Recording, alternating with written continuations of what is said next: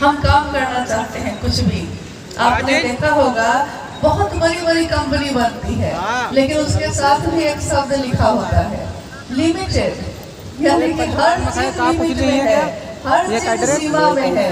ये धरती भी एक परिधि है, इस परिधि के बाहर धरती फिर नहीं है। ये अंतरिक्ष भी एक परिधि है, उसकी सूर्य की भी एक परिधि है जिसमें सारे ग्रह घूमते हैं। यानी इस सृष्टि में, इस ब्रह्मांड में जो शिव की इच्छा से सृजित है, हर चीज तय है पहले से, कुछ भी अकारण नहीं है, कुछ भी अचानक नहीं है, कोई भी अकाल घटना नहीं होती, हमारे आपकी नजर में होती है, लेकिन ये सारी चीजें तय है। हमारा ही दिमाग है, हमारा ही दिल है। अभी हम लोग इतने लोग इस मैदान में बैठे हैं, हम अगले पल क्या सोचने वाले हैं कोई एक आदमी बता सकता है? कोई नहीं बता सकता। आप अपने दिमाग में अगले पल में क्या सोचने वाले हैं आपको नहीं पता।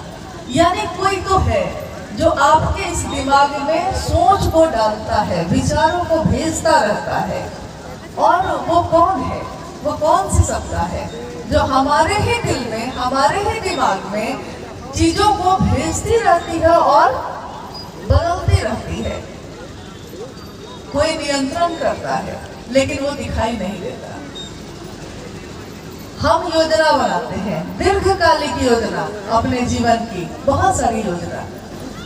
हमारी योजना कुछ और होती है, लेकिन ईश्वर की कुछ और होती है। हम जो सोचते हैं, हम सोचते हैं हम ये कर लेंगे, लेकिन जो तय है ऊपर से, आप किसी न किसी घटना से आपका मन ही आपको उस तरफ मोड़ देता है जिस तरफ आपने सोचा भी नहीं था कि आप जाएंगे या आप करेंगे। यानी अकारण तो यहाँ कुछ भी नहीं है।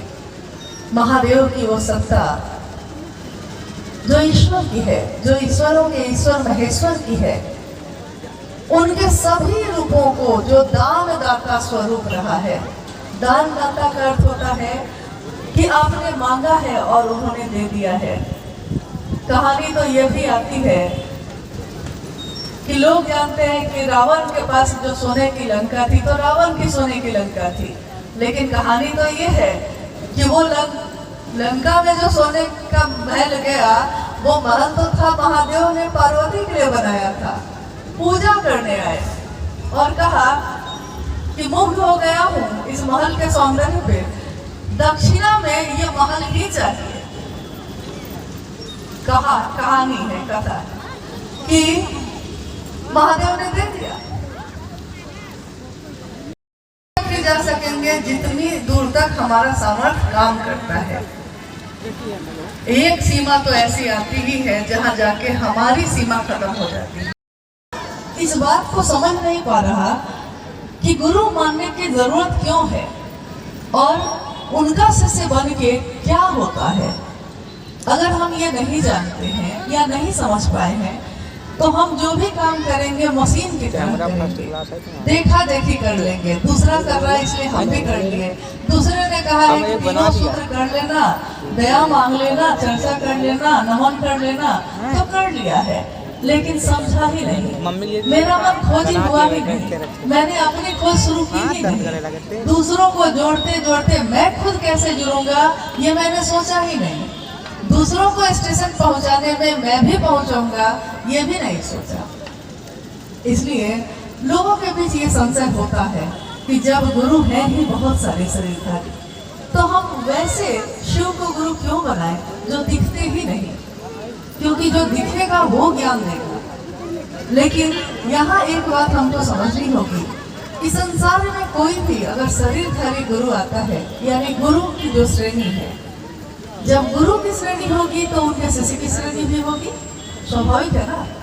जब हम कहते हैं कि माँ है तो पुत्र पुत्री भी होगा, बहन है तो भाई बहन भी होगा, पिता है तो उसकी संतान होगी, दोस्त है तो उसका कोई दोस्त होगा, दोस्त अकेला तो नहीं हो सकता, दुश्मन है, दुश्मनी के भाव के लिए भी दो सत्ता होनी चाहिए, नहीं तो दुश्मनी भी किससे करेगा वो, अकेले किससे दोस्ती और किससे दुश्मनी। यानी दोनों तरफ से सत्ता चलती है। गुरु परंपरा में शरीरधारी असंख्य गुरु हैं, आज भी हैं। सदगुरु श्रेणी में भी शरीरधारी गुरु हैं, लेकिन सही गुरु का अभाव हो गया है। आप अपनी नजर से भी देखिएगा, जब चारों तरफ देखिएगा तो भेष से तो बहुत गुरु मिल जाएंगे। किसी ने गेरुआ वस्त्र पहना है, किसी ने रुद्राक्ष की माला पे माला पहन ली, किसी ने 1.25 लाख का रुद्राक्ष की टोपी पहन ली, किसी ने कुछ किया, किसी ने कुछ किया, किसी ने विश्व कल्याण के लिए कुछ और रास्ता अपनाया, कोई अघोर पंथ से चल रहा है, कोई योग के पंथ से चल रहा है। यानी गुरु है, ऐसा नहीं कि नहीं है, परिणाम भी है। तो कहा जा सकता है कि शरीरधारी गुरु से भी आप कुछ सीख सकते हैं, वो भी शिव का ही अंश है। अगर शरीर में कोई गुरु है तो शिव, अगर गुरु नहीं है तो शरीर में भी कोई गुरु नहीं हो सकता। अगर शिव के पास माँ का भाव ना हो, संसार में कोई माँ नहीं हो सकती। शिव के पास पिता का भाव ना हो, संसार में पिता का भाव आ ही नहीं सकता। क्योंकि जो भी इस संसार में प्रकटीकरण है, दिखता है, महादेव के पास से अगर वो निश्चित नहीं हुआ, निकला नहीं, तो वो संसार में दिख ही नहीं सकता।